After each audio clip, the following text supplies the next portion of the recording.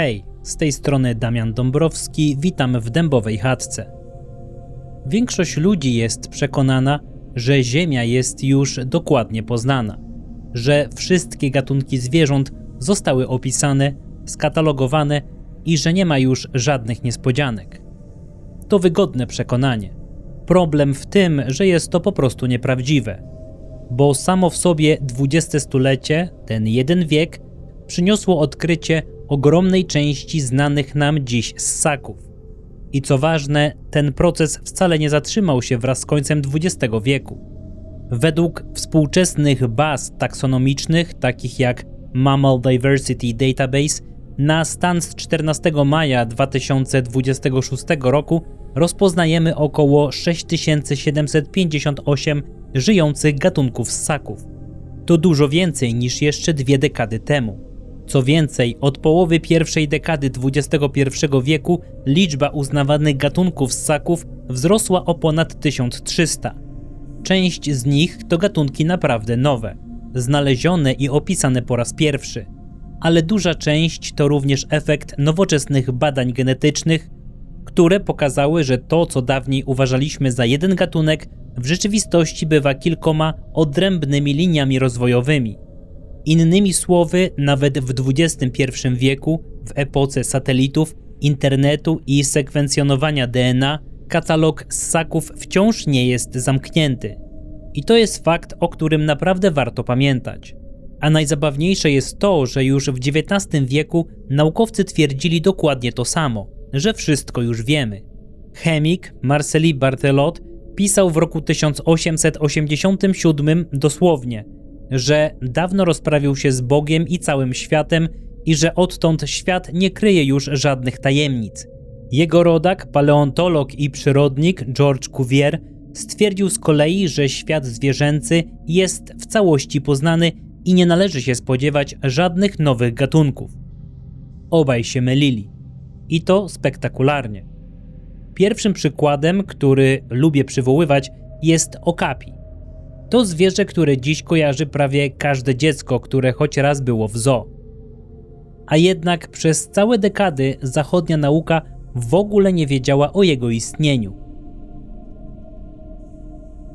W 1887 roku legendarny badacz Afryki Sir Harry Morton Stanley płynął w górę rzeki Kongo w ramach wyprawy ratunkowej do Ekwatorii Południowej, gdzie w wyniku powstania Mahdiego odcięty został Emin Pasza. Podczas tej wyprawy od miejscowych pigmejów usłyszał o dziwnym, dużym brązowym zwierzęciu z biało-czarnymi pasami na nogach. Widział je nawet na własne oczy, ale uznał, że to zwykły osioł, który jakimś cudem żył sobie w środku afrykańskiej dżungli. Dopiero w roku 1900 temat podchwycił brytyjski podróżnik Henry Hamilton Johnson. Większość zoologów śmiała się z całej sprawy i traktowała doniesienia jako przesądy i wymysły. Gazety pisały o spóźnionym żarcie prima aprilisowym, ale Johnson nie odpuszczał. Od belgijskiego oficera udało mu się zdobyć kilka skór i wtedy zoologowie nie mieli już wyboru. Musieli przyznać, że zwierzę istnieje. Początkowo uznano je za nieznaną odmianę zebry i nadano mu łacińską nazwę Equus justoni. No i tu pojawia się ciekawa nieścisłość, którą warto odnotować. Oryginalny materiał podaje, że to porucznik Erikson dostarczył Johnsonowi skórę i szkielet. Natomiast według Wikipedii i kilku innych źródeł tym człowiekiem był Karl Erikson, szwedzki komendant belgijskich sił kolonialnych w Benii. Źródła różnie zapisują to nazwisko i stopień, ale chodzi o tę samą osobę. Co ważniejsze, niektórzy historycy uważają wręcz, że to właśnie Erikson był prawdziwym odkrywcą okapi, a Johnson po prostu zebrał laury.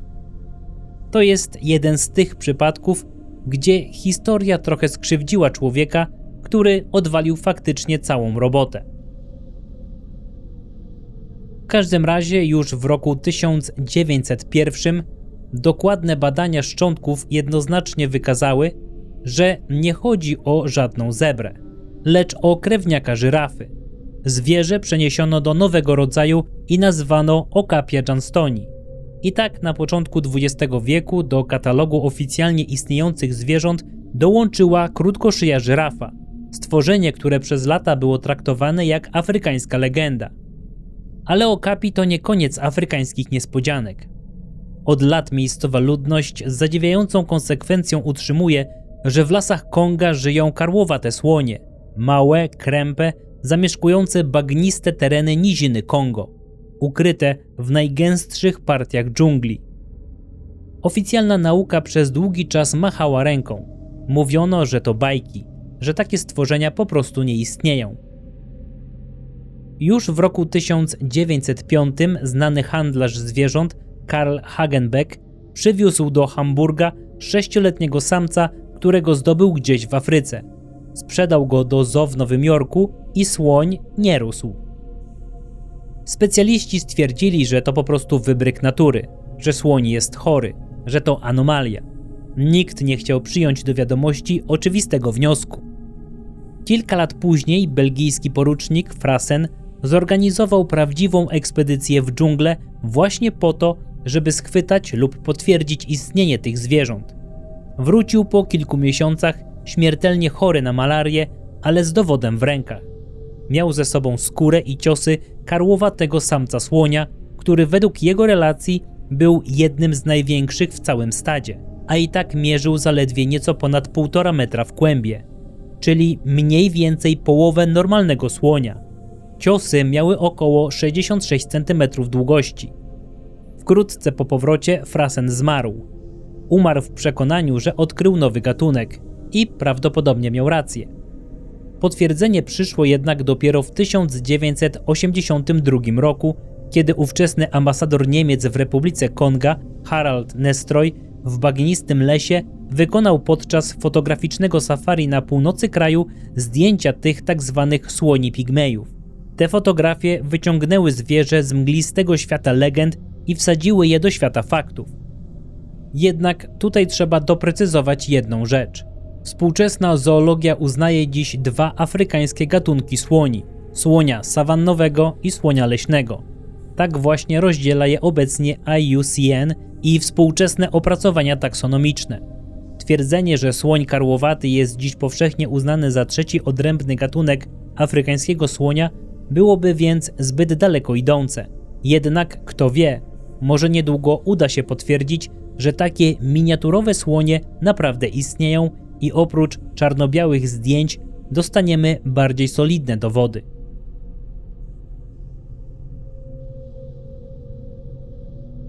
Przejdźmy teraz do innych doniesień.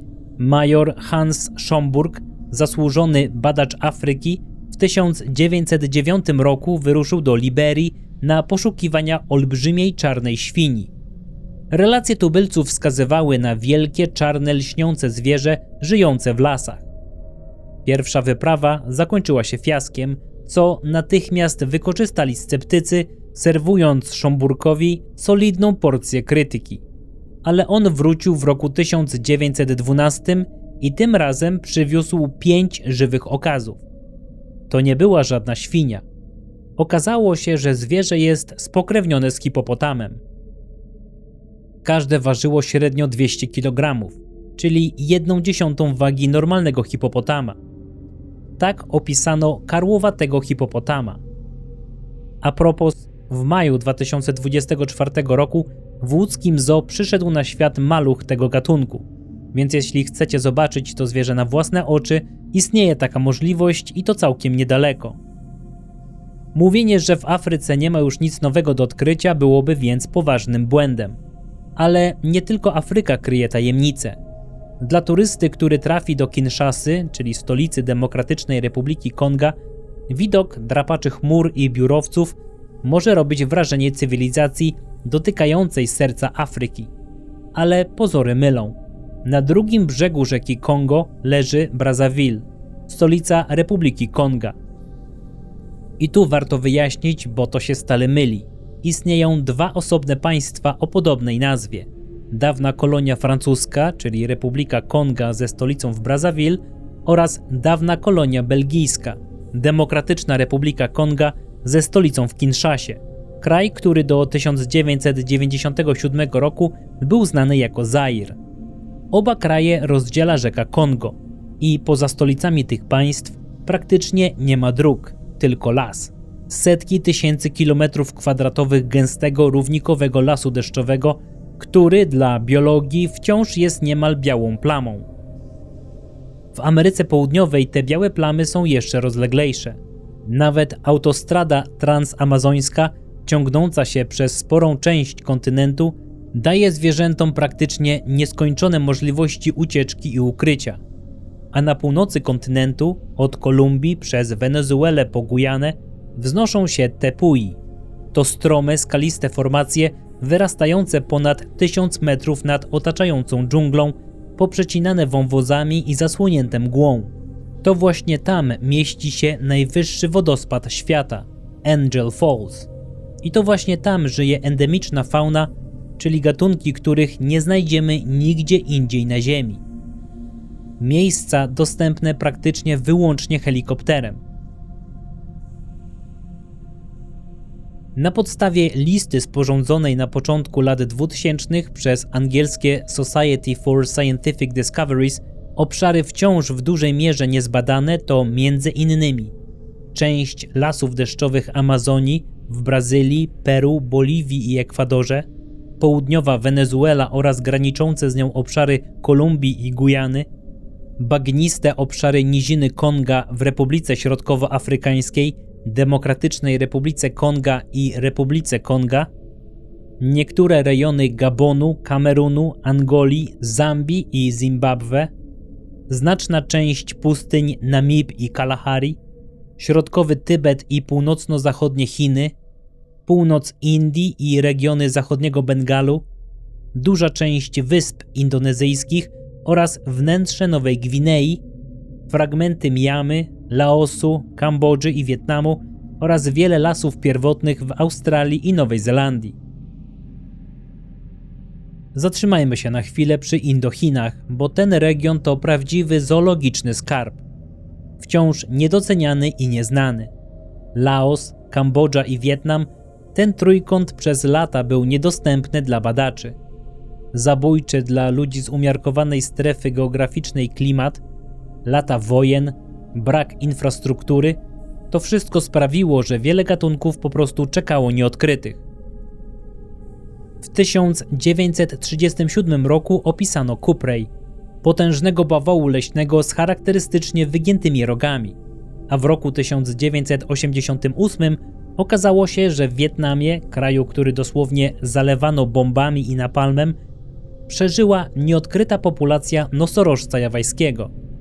To brzmi niemal nieprawdopodobnie. Wyobraźcie sobie, że w kraju, przez który przetoczyła się jedna z największych wojen XX wieku, przetrwał nieznany nauce gatunek dużego ssaka. Ale prawdziwe cuda odkryto w rezerwacie Vu Quang w prowincji Ha Tin, wzdłuż granicy Wietnamu z Laosem. Region permanentnie mokry, z nieżeglownymi rzekami, olbrzymimi drzewami, skałami pokrytymi mchem, tygrysami, leopardami, niedźwiedziami i rojami jadowitych węży. Dosłownie zielone piekło. Co ciekawe, podczas wojny wietnamskiej lotnictwo USA nie zrzuciło tam ani jednej bomby, bo po prostu nie było czego bombardować. Nikt tam nie mieszkał, nikt tam nie chodził. I właśnie w tym miejscu w maju 1992 roku połączony zespół Wietnamskiego Ministerstwa Gospodarki Leśnej i Światowej Fundacji na Rzecz Natury natknął się na trofeum myśliwskie, rogi i skórę nieznanego zwierzęcia.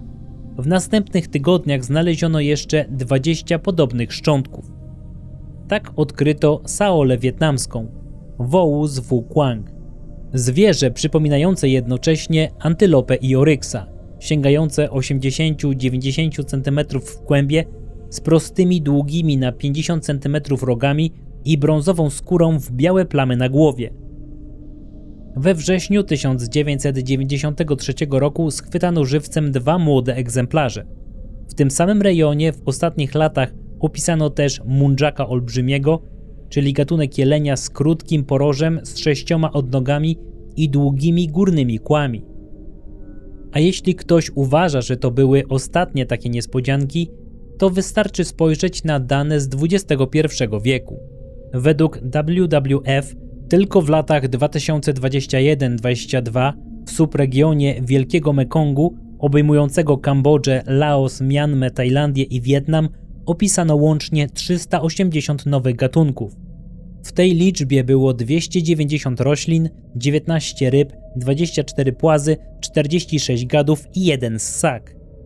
A od 1997 roku do czasu publikacji tego zestawienia mówimy już o około 3390 nowych gatunkach odkrytych tylko w tym jednym rejonie Azji. Kiedy więc ktoś mówi, że wszystko już wiemy, warto przytoczyć właśnie tę liczbę. Przejdźmy teraz do spraw, które nawet zapalonym miłośnikom biologii mogą spędzać sen z powiek. Najdłuższym dzikim wężem, którego długość została wiarygodnie i jednoznacznie udokumentowana, jest pyton siatkowy. Na stan z maja 2026 roku rekord należy do samicy z Indonezji, której długość wynosiła 7,22 metra. Jeśli chodzi o masę, za najcięższe współczesne węże uchodzą anakondy zielone, a historyczne doniesienia mówiły nawet o osobnikach długości 8,45 metra i masie przekraczającej 227 kg. Choć stopień potwierdzenia takich rekordów jest słabszy niż w przypadku najdłuższego zmierzonego pytona, to i tak imponujące liczby. Ale i tu zaczyna się robić ciekawie. Wiele relacji sugeruje, że to wcale nie musi być ostateczna granica rozmiarów tych gadów. Zacznijmy od Afryki. W 1959 roku belgijski pułkownik Remy van Liert patrolował prowincję Katanga w ówczesnym Kongu belgijskim lekkim śmigłowcem obserwacyjnym. Z relacji wynika, że była to maszyna dająca bardzo dobrą widoczność w dół i na boki. Jeden z tych wczesnych śmigłowców, które z dzisiejszej perspektywy wyglądają niemal na prymitywne, z minimum osłon i bardzo lekką konstrukcją. Leciał tak zwanym lotem koszącym, czyli bardzo nisko nad czubkami drzew i nagle na małej polanie w dżungli zobaczył coś, co kompletnie go zaskoczyło. Ogromnego, zwiniętego węża. Kiedy śmigłowiec zniżył się do kolejnego przelotu, gad uniósł przednią część ciała na wysokość kilku metrów, jakby szykował się do ataku. Van Liert uznał, że dalsze zbliżanie się byłoby zbyt ryzykowne i natychmiast odszedł maszyną w górę. Dopiero z bezpiecznej odległości wykonał kilka zdjęć. Jego ocena była oszałamiająca. Około 15 metrów długości. Fotografię pokazano później zoologom, którzy podobnie szacowali rozmiar zwierzęcia, ale nie byli w stanie jednoznacznie go zidentyfikować. A Ameryka Południowa? Tu zdania są naprawdę mocno podzielone. Miejscowa ludność od wieków opowiada o wężach, które nazywa Sokuriżu, co dosłownie znaczy pomóż mi. Już pierwsi hiszpańscy i portugalscy konfistadorzy opisywali węże, które nazywali matora, czyli pożeracze byków. W tamtych relacjach mowa o stworzeniach długości nawet 25 metrów, które napadały na bydło, konie i ludzi. Jedną z najbardziej znanych relacji zostawił nam brytyjski pułkownik Percy H. Fawcett. A to postać, którą warto kojarzyć, bo stała się legendą eksploracji Amazonii. W latach 1906-1909 na zlecenie boliwijskiego rządu sporządzał mapy zalesionych obszarów Ameryki Południowej. Podczas jednej z wypraw zbliżał się ze swoją grupą do rzeki, kiedy nagle natknął się na olbrzymiego węża. Wystrzelił serię pocisków, a gad skonał w bagnie. W dzienniku Fawcett zanotował jego wymiary: 20,5 metra długości, przy średnicy 40 cm. Tu warto wspomnieć, że różne źródła różnie podają tę historię. Według Wikipedii i innych źródeł opracowań Fawcett twierdził, że wąż mierzył 19 do 20 metrów i że zdarzenie miało miejsce w 1907 roku nad rzeką Rio Negro, a nie nad rzeką graniczną Boliwii. Niezależnie od drobnych rozbieżności, skala relacji pozostaje ta sama, bo jeśli ta historia jest prawdziwa, to był to niewyobrażalnie duży gad. Do tej historii dołączył też katolicki misjonarz ojciec Viktor Heinz, który dwukrotnie zetknął się z podobnymi stworzeniami. Pierwszy raz 22 maja 1922 roku na Amazonce. Zwinięty w podwójny pierścień potwór płynął z nurtem rzeki. Ojciec Heinz napisał: niczym rażeni piorunem patrzyliśmy na to straszliwe zwierzę. Grubość jego cielska odpowiadała średnicy baryłki, a widoczna długość musiała wynosić około 25 metrów. 7 lat później, znów podróżując po Amazonii, ojciec Heinz ponownie spotkał podobne zwierzę. W 1930 roku znajomy ojca Heinza, niejaki Raymondo Zimas, płynął rzeką, kiedy wyraźnie poczuł potężną falę. Jak opisał, była tak potężna, że niemal wywróciła jego łódź i jakiej nie zostawia nawet statek płynący z pełną prędkością. Zwierzę chwilę później zniknęło pod powierzchnią wody. 12 lat później, a dokładnie 24 kwietnia 1948 roku, brazylijska gazeta O Diário, ukazująca się w Pernambuco, opublikowała zdjęcia z podpisem 5-tonowa anakonda. Okoliczni mieszkańcy znaleźli nad brzegiem Amazonki ogromnego gada, który uciął sobie drzemkę po połknięciu dorosłego wołu. Rogi ssaka wystawały jeszcze z paszczy węża. Zwierzę obwiązano liną i przeciągnięto do Manaus, gdzie dyrektor lokalnego banku Miguel Gasta de Oliveira wykonał zdjęcia i przesłał je do redakcji. Podana długość ponad 40 metrów, grubość około metra. 4 tygodnie później, w maju 1948 roku, gazeta z Rio de Janeiro opublikowała kolejne zdjęcia. Węża zabitego przez żołnierzy brazylijskiej armii przy rzece Oiapoque na granicy Brazylii z Gujaną francuską. Szczątki miały 35 metrów. Czy to prawda? Trudno powiedzieć z całą pewnością. Relacje prasowe z tamtej epoki często koloryzowały takie doniesienia. Ale ich skala, liczba niezależnych świadków z różnych lokalizacji i różnych lat sprawia, że trudno jest to bagatelizować. Francuski profesor Marcel Homet, archeolog i etnolog, który w latach 40. i 50. przemierzał rozległe obszary Amazonii, opisał w swojej książce Synowie Słońca zdarzenie, którego był naocznym świadkiem, a mianowicie spotkanie z gigantyczną anakondą, po którym zginęło kilku rybaków. W jego relacji trafimy na wstrząsający opis. 4 Indian w pirogach próbuje zapolować na ryby przy cichym jeziorze. Nagle z wody wyskakuje uzbrojona w wielkie zęby paszcza. 3 lekkie łódki zostają wywrócone jednym uderzeniem ogona. Przeżył tylko jeden wyrzucony na brzeg człowiek. Reszta zginęła. Poszukiwania nie przyniosły żadnych śladów. Czy to przesadzona opowieść? Być może. Ale w tropikalnych rzekach Ameryki Południowej anakonda jest absolutnie realnym drapieżnikiem. Pytanie brzmi tylko, jak dużym.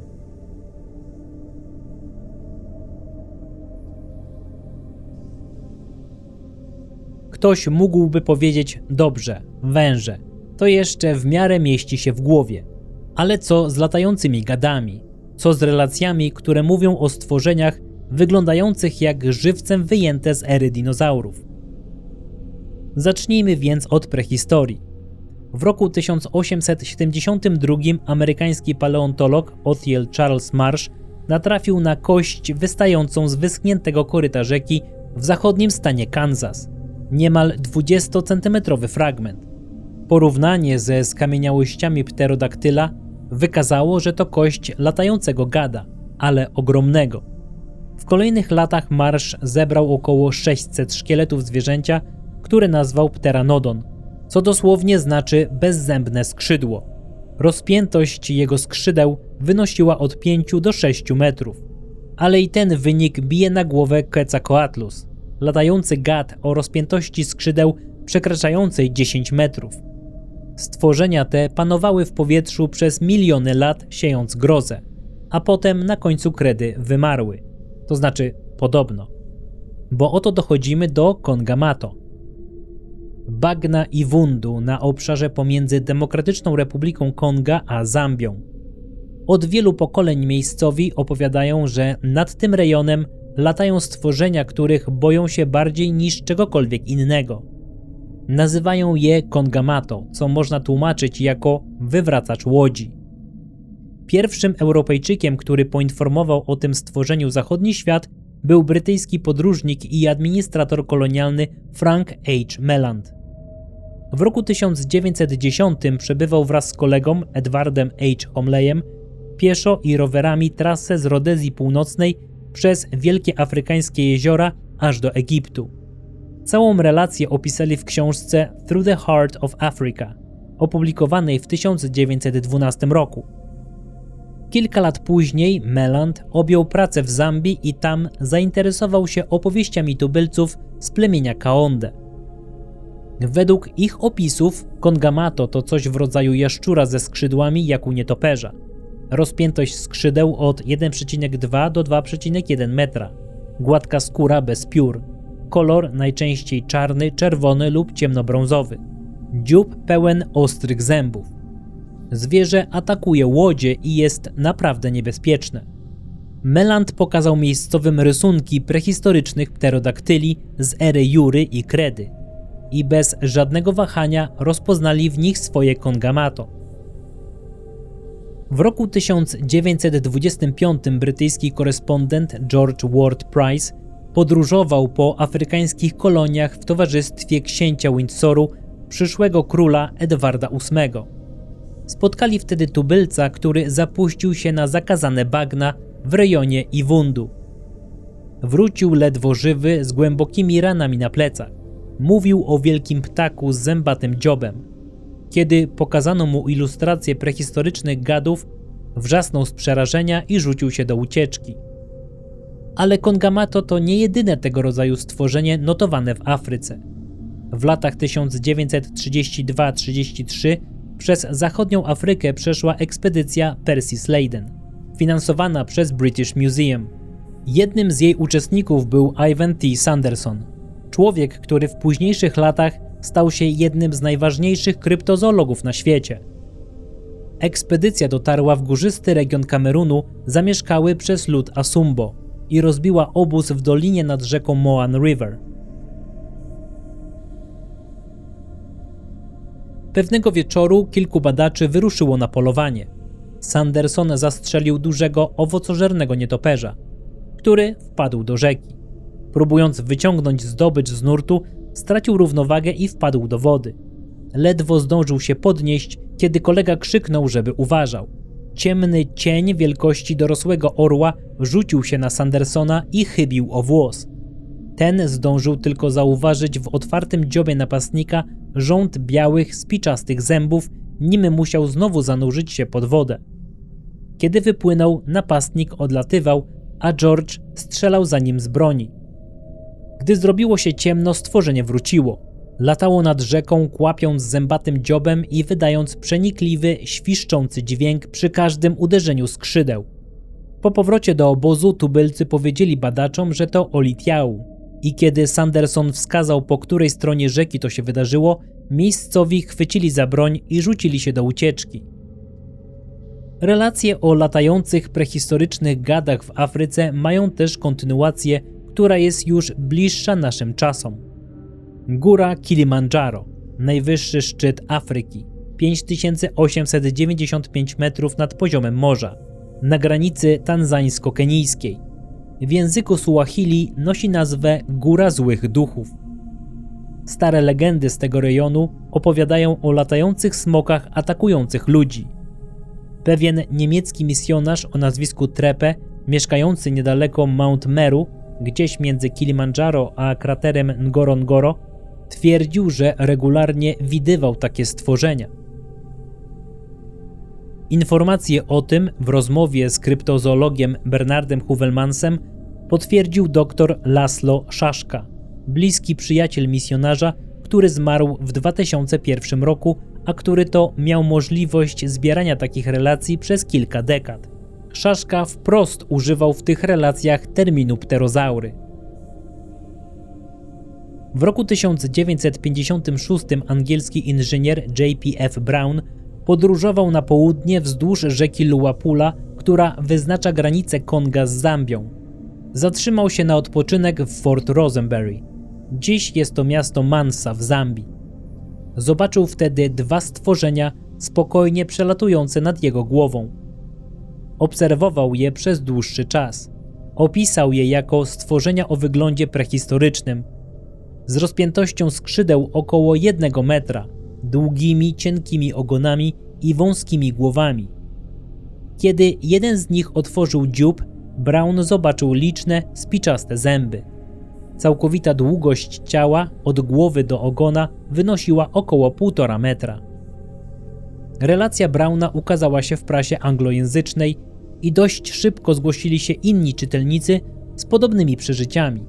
Małżeństwo Gregor z południowej Rodezji również obserwowało latające jaszczury metrowej długości.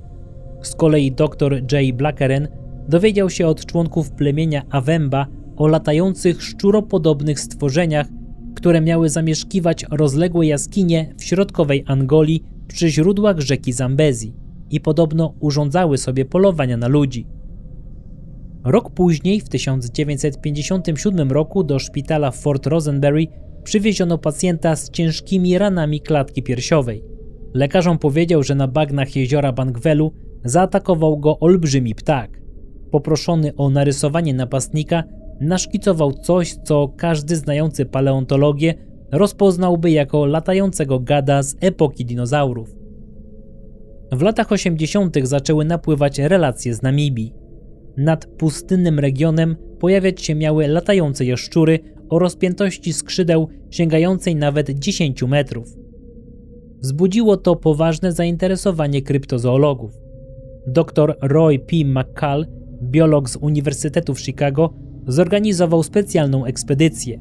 Zebrał wiele relacji naocznych świadków, którzy najczęściej obserwowali te stworzenia o zmierzchu, szybujące nad okolicznymi wzgórzami. Ekspedycji nie udało się zdobyć jednoznacznych dowodów w postaci zdjęć z bliskiej odległości, ale jeden z jej członków, James Cossey, zaobserwował latające stworzenie z odległości około 300 metrów. Opisał je jako gigantyczną, szybującą sylwetkę, prawie w całości czarną, z pojedynczymi białymi plamami. Tajemniczymi latającymi gadami zajęli się też ornitolodzy. Niektórzy badacze uważają, że za część obserwacji mogą odpowiadać duże, owocożerne nietoperze z rodzaju pteropus, znane jako rudawki lub latające lisy. Ich rozpiętość skrzydeł może dochodzić do 1,5 metra. Nie jest też wykluczone, że istnieją nieodkryte, jeszcze większe gatunki tych zwierząt. Inni badacze wskazują na 2 konkretne ptaki zamieszkujące bagna Zambii i krajów ościennych.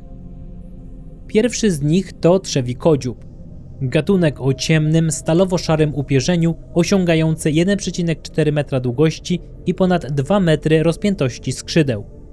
Ale trzewikodziób jest z natury płochliwy, unika ludzi, nie atakuje łodzi, a poza tym ma pióra, których Kongamato, według świadków, nie posiada. Drugi to żabiru afrykański, jeszcze większy, z rozpiętością skrzydeł do 2,5 metra, długim czerwonym dziobem z czarnym paskiem i żółtą plamą na głowie. Ale znów, dziób nie posiada wspomnianych ostrych zębów i nie ma żadnych relacji o agresji wobec ludzi.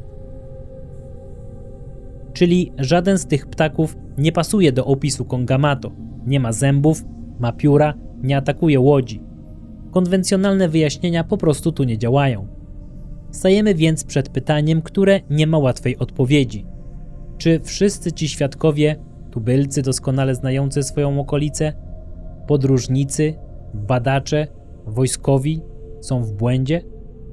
Czy może przez lata, niezależnie od siebie, w różnych miejscach Afryki obserwowali to samo realne stworzenie? Mnie osobiście ta myśl nie daje spokoju, bo jeśli w XX wieku odkryto ogromną część znanych nam dziś ssaków, a w XXI wieku liczba nowych gatunków nadal rośnie, to jak możemy być pewni, że na bagnach centralnej Afryki, w praktycznie niezbadanych dżunglach, dostępnych tylko helikopterem lub łodzią, nie może żyć coś, o czym nauka jeszcze nie wie? I nie chodzi tu tylko o ssaki. Nowsze analizy pokazują, że w skali całej planety w latach 2015-2020 opisywano średnio ponad 16 000 nowych gatunków rocznie. To nie są liczby z epoki wielkich żaglowców, tylko z czasów obecnych. Nie mówię, że Kongamato to żywy pterodaktyl, ani że w Amazonce pływają 40-metrowe węże. Mówię natomiast, że odrzucanie takich relacji z automatu tylko dlatego, że nie pasują do naszego aktualnego obrazu świata, jest błędem tego samego rodzaju, którzy popełniali XIX-wieczni uczeni przekonani o własnej wszechwiedzy. Tubylcy z bagien i wundu od pokoleń opowiadają o tym samym stworzeniu. Niezależni świadkowie z różnych krajów, z różnych epok opisują to samo. Miejscowi trafiają do szpitali z ranami zadanymi przez wielkie ptaki z zębami. Nikt z tych ludzi nie czytał książek poświęconych paleontologii. Nikt nie wiedział, jak powinien wyglądać pterozaur, a mimo to ich opisy zadziwiająco precyzyjnie do siebie pasują. Możliwe, że wszystkie te relacje to złudzenia, pomyłki albo błędne rozpoznania znanych gatunków. Ale możliwa jest też inna opcja, że gdzieś w sercu Afryki, wśród bagien, lasów zalewowych i dżungli tak trudnej do przebycia, że nawet miejscowi omijają część tych terenów, żyją stworzenia, o których nauka wciąż jeszcze nic nie wie. I tu jasno trzeba powiedzieć jedno. Te najbardziej dzikie rejony Afryki wcale nie są puste. One bywają po prostu fizycznie wrogie dla ludzi. W wielu miejscach problemem nie jest sam dystans, lecz to, że przez setki kilometrów teren nie daje się sensownie przejść, przejechać, ani nawet zaopatrywać. Zwłaszcza w kotlinie Konga i na wielkich obszarach bagiennych o wszystkim decydują rzeki, sezonowe zalania, bardzo gęsty las i brak dróg. W praktyce wygląda to tak, że nie idzie się tam po prostu przez las. Tam brodzi się po kolana albo po pas w wodzie, grzęźnie w miękkim podłożu, przeciska przez ścianę korzeni, lian i zarośli. Każdy kilometr kosztuje absurdalnie dużo czasu i sił.